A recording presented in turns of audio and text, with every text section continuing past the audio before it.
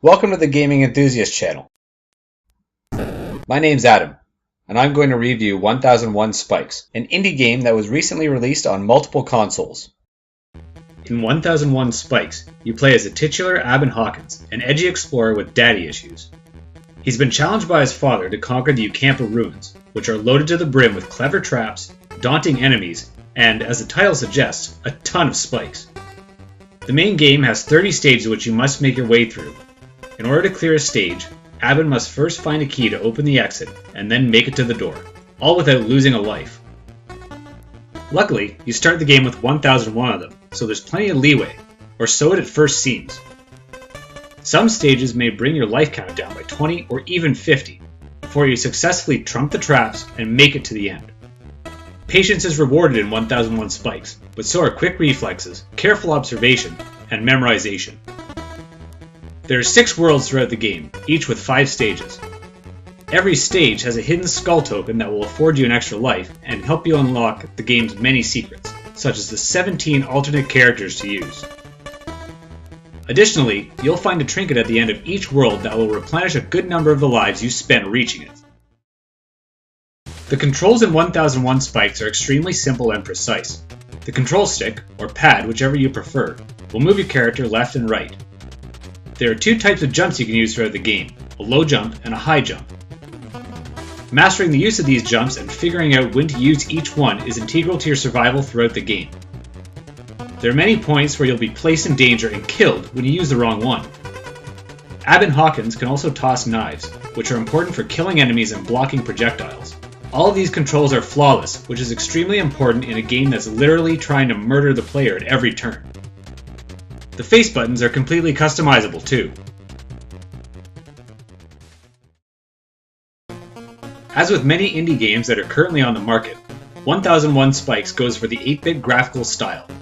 This game absolutely nails that look and feel right out of the park. The game perfectly resembles something you'd see on the Nintendo Entertainment System, or MSX, but with a great amount of sheen and polish. Characters and enemies are pixelated and sharp, and environments have more than enough detail for the player to discern where the traps might be lurking on the walls or whether a platform will crumble. Other small touches like dripping water, falling leaves, and swaying plant life really maximize the game's charm. The story of 1001 Spikes is illustrated with a few cutscenes scattered throughout the game. These cutscenes draw influence from NES games such as the Ninja Gaiden series, and they look great. The game's soundtrack has a number of memorable tunes, which you'll be humming for days afterwards. Each area of the game has its own theme, which are atmospheric but catchy at the same time. Additionally, when Abin grabs a key for the exit door of the level, the music shifts to a heavier, more intense version. It's a great extra touch, and many of these heavy tracks are some of the best in the game. The sound effects of 1001 Spikes are mainly retro-themed. Every sound effect works perfectly within the style of the game and never takes you out of the experience. Depending on your reflexes and patience, the main campaign of 1001 Spikes will likely take anywhere between 3 to 15 hours. However, upon completing the main game, another campaign is unlocked that is significantly more difficult. There are 18 characters in total to play through the game with, such as Abin's sister, Tina, Commander Video from the Bit Trip series, and President Johnson from Tempura of the Dead. Each character has their own unique feel and abilities, so they're not just carbon copies of Abin himself. For example, Commander Video can float carefully to the ground when the jump button is held, whereas Tina can grab ledges to pull herself up onto platforms. Other characters are clever nods to famous video game icons, such as Super Mario and Simon Belmont from Castlevania. There are also 3 multiplayer modes that can be played with up to 4 people. The Golden Vase has players attacking a coin-spewing urn within a one-screen arena, and whichever player has the most money at the end of the round wins. Players can attack each other directly to interfere, or trigger a number of traps around the arena to gain the upper hand.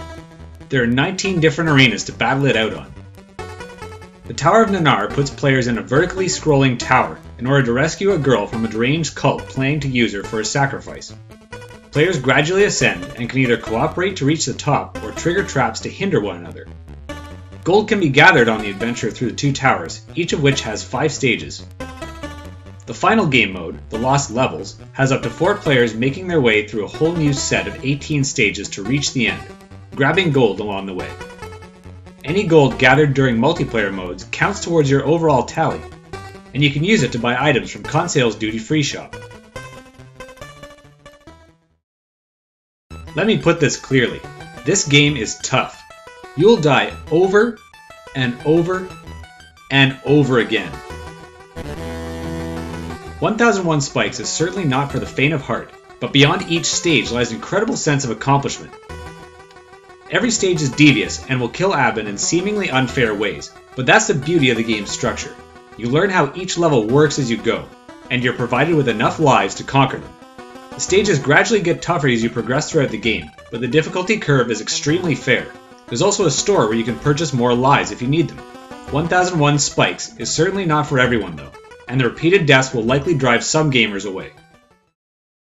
If you're looking for a very tough but satisfying retro-styled challenge, this game is absolutely worth the money. You can play through the campaign with a multitude of characters that each feel unique, and you can also have classic gaming fun with your friends in the various multiplayer modes.